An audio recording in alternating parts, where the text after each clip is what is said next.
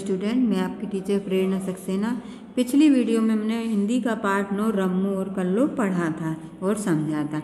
आज हम उसका अभ्यासकार करने जा रहे हैं, तो अभ्यासकार करते हैं शुरूपन। इससे पहले आप अगर पाठ को अच्छी तरह से पढ़ा होगा तो और अच्छे से समझ में आएगा, लेकिन मैं इस कहानी का सारांश आपको फिर से समझा देती हूँ, ठीक है ना। तो पाठ 9 रम्मू और कल्लू, डॉक्टर कृष्ण गोपाल रस्तोगी जो लेखक है इस कहानी के।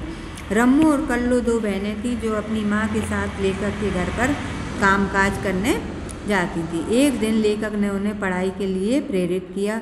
वह दोनों पढ़ने के लिए तैयार हो गए। उनके माता पिता ने से आज्ञा लेकर लेखक ने उन्हें अपने घर पर ही पढ़ाना शुरू कर दिया। दोनों कुछ ही दिनों में पढ़ाई में होशियार हो गईं। एक साल बाद दोनों ने 8वीं की परीक्षा दी और अच्छी श्रेणी से पास हुई। आगे चलकर उन्होंने 10वीं की परीक्षा उत्तीर्ण की। लेखक के प्रयास से उनको शिक्षक प्रशिक्षण विद्यालय में प्रवेश मिल गया। 2 वर्ष बाद वह परीक्षा पास करके अध्यापिकाएं बन गईं और नौकरी मिल गई। कुछ समय बाद दोनों के विवाह का निमंत्रण लेखक को मिला। निमंत्रण पत्र में उनका नाम रम्मू और कल्लू के बजाय रमावती और कलावती लिखा था। लेखक ने शादी में पहुंचकर उन्हें आशीर्वाद दिया। ये एक कहानी थी, जो पाठ था ना पढ़ा था उसका सारांश कहानी। अब हम इसका अभ्यासकार करते हैं। इसमें पहले दिए शब्दों के अर्थ लिखिए शब्दकोश से ढूंढकर। फायदा माने लाभ, गुजारे माने व्यतीत किए, निरादर माने अपमान, स्तंभित माने आश्चर्यचकित, आश्वस्त माने निश्चिंत। ठीक है, अब आते हैं निम्नलिखित प्रश्नों के उत्तर दीजिए। रधिया की लड़कियों के नाम क्या है? तो रधिया की लड़कियों के नाम रम्मू और कल्लू है ना, अपन ने पाठ में पढ़ा था। अगला प्रश्न, रम्मू और कल्लू ने पढ़ाई लिखाई क्यों नहीं की थी? रम्मू और कल्लू अपनी माँ रधिया के साथ काम के में हाथ बटाती थी, इसलिए उन्होंने पढ़ाई लिखाई नहीं की थी। अगला प्रश्न, बाबूजी दोनों बहनों को क्यों पढ़ाना चाहते थे? उत्तर लिखेंगे, बाबूजी को उन दोनों बहनों में अपनी पुत्रियों का सा भास हो रहा, वो अपनी बेटियां समझ रहे थे उनको। उन्हें शिक्षित कर अपने पैरों पर खड़ा करने के लिए वह दोनों बहनों को पढ़ाना चाहते थे। रधिया लड़कियों को क्यों नहीं पढ़ाना चाहती थी? उत्तर लिखेंगे, रधिया के समाज में कोई पढ़ा लिखा नहीं था। वह सोचती थी कि लड़कियों को पढ़ा लिखाकर पढ़े लिखे लड़के शादी के लिए ढूंढने पड़ेंगे और फिर उनके काम में हाथ कौन बटाएगा। यह सोच रधिया ने लड़कियों को नहीं पढ़ाया। अगला प्रश्न, बाबूजी ने लड़कियों को पढ़ाने लिखाने में किस प्रकार की सहायता की? उत्तर लिखेंगे, लड़कियां सुबह माँ के साथ काम करती और दोपहर में बाबूजी से पढ़ती। उनकी कॉपी किताब का खर्च भी स्वयं बाबूजी ने ही वहन किया और बदले में उनसे कुछ भी नहीं लिया। इस प्रकार बाबूजी ने लड़कियों को पढ़ाने लिखाने में सहायता की। अगला प्रश्न, रम्मू और कल्लू को शिक्षण प्रशिक्षण संस्थान में किस आधार पर प्रवेश मिला?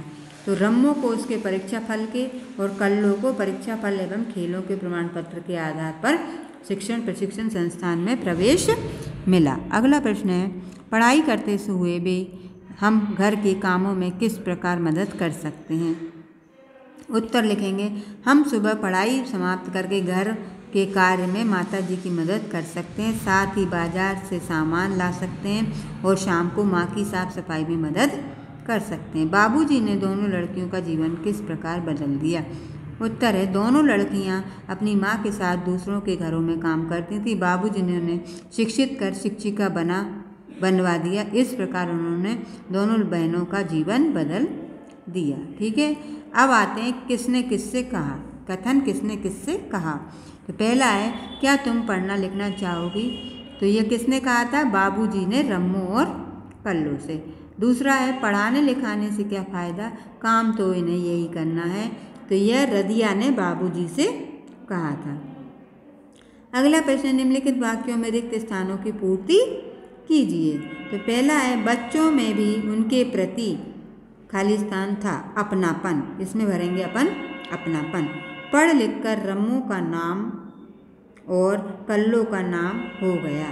तो रमावती रम्मू का और कलावती कल्लू का। ठीक है, अगला है, रधिया तुम इन लड़कियों को क्यों नहीं भेजती हो? तो इसमें लिखेंगे विद्यालय। रधिया तुम इन लड़कियों को विद्यालय क्यों नहीं भेजती हो? अगला है, दोनों परीक्षा में हो गईं। दोनों परीक्षा में क्या हो गईं? उत्तीर्ण हो गईं। ठीक है।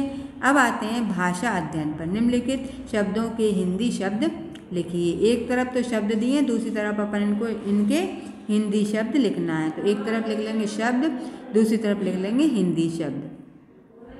फायदा का लाभ, मतलब का अर्थ या मायने, गुजारे माने व्यतीत किए, जरूरत माने आवश्यकता, किताब माने पुस्तक, आंटी माने चाची या मौसी। अगला प्रश्न है थोड़ा बहुत पढ़ा लिखा शब्द युग्मों में योजक चिन्ह लगाया है। इस पाठ में योजक चिन्ह वाले शब्द छांटकर लिखिए। तो पढ़ाई लिखाई, पढ़ना लिखना, शादी ब्याह, प्रमाण पत्र, तीज त्योहार, ये अपन को इस पाठ में योजक शब्द मिले थे। अगला है निम्नलिखित मुहावरे लोकोक्तियों का अर्थ स्पष्ट करते हुए वाक्यों में प्रयोग कीजिए। तो पहला है आंखें फाड़कर देखना, इसका है आश्चर्य से देखना। प्रयोग है सुनीता ने नए मंगलसूत्र को उसकी में सहेली विनीता आंखें फाड़कर देख रही थी। अगला है काला अक्षर भैंस बराबर यानी निरक्षर। मोहन ने इस प्रश्न का उत्तर क्या पूछना उससे के लिए तो काला अक्षर भैंस बराबर है। बाजी मारना यानी जीतना। भारत ने दक्षिण अफ्रीका को हराकर विश्व कप में बाजी मार ली। अगला है फूले नहीं समाना, प्रसन्न होना। प्रयोग है अपने बेटे की सफलता पर रमेश चंद्र फूले नहीं समा रहे। अगला प्रश्न है स्तंभ आ से स्तंभ बा के अनुसार वाक्य, कौन सा वाक्य सही जोड़ी बनाइए। तो इस तरफ दिए वाक्य और दूसरी तरफ दिए हैं मतलब कौन से वाक्य वो। क्या तुम पढ़ना लिखना चाहोगी, तो ये कौन सा वाक्य है, प्रश्नवाचक। किसी से पूछते हैं तो क्या होता है प्रश्नवाचक, तो इसमें लगा देंगे प्रश्नवाचक। यही काम करना है, साधारण वाक्य। रविवार के दिन तुम दोनों मेरे पास आओ, तो ये क्या हो गई आज्ञा। उन्होंने कहा ना कि आप रविवार को मेरे पास आइए, तो ये क्या हो गई आज्ञा दी। किसने, बाबूजी ने रम्मू और कल्लो के साथ उसकी माता को। हम यह नहीं कर पाएंगे, ये क्या है निषेधात्मक वाक्य। अगला है इन लड़कियों को पढ़ना चाहिए, ये कौन सा वाक्य, इच्छावाचक वाक्य। जो बाबूजी की इच्छा थी कि इन लड़कियों को पढ़ना चाहिए। ठीक है। अब है आगे प्रश्न किताब का बहुवचन किताबें। इसी प्रकार निम्नलिखित शब्दों के बहुवचन रूप लिखिए। तो एक तरफ तो शब्द और दूसरी तरफ लिख लेना बहुवचन और फिर लिखेंगे लड़की का लड़कियाँ, कापी का कापियाँ, पाठशाला का पाठशालाएँ, अध्यापिका का अध्यापिकाएँ, सहेली का सहेलियाँ और नौकरी का नौकरियाँ।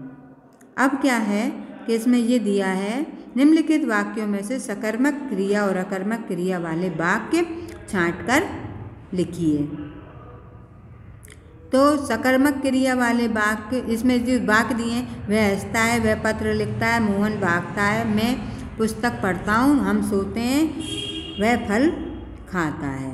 तो सकर्मक क्रिया क्या होती है, जो कुछ काम को कर रहा है या हो रहा है। तो मैं पुस्तक पढ़ता हूँ, यह काम हो रहा है ना, तो पढ़ता है वो। और वह पत्र लिखता है, वो काम भी होता है उसमें ना कि वह पत्र लिखता है, वह फल को खाता है। ठीक है। जिस सकर्मक क्रिया है। अकर्मक क्रिया वाले शब्द है वह हंसता है, वह सोते हैं, वह भागता है। ठीक है ना। इस तरह से ये आज आपका पाठ रम्मो और कल्लो पार्ट 9 के अभ्यास कार्य कंप्लीट होता है। इसको अपनी कॉपी में नोट डाउन करिएगा और लर्न भी करिएगा। ठीक है। नेक्स्ट वीडियो में नेक्स्ट चैप्टर के साथ फिर मिलेंगे, तब तक के लिए गुड बाय।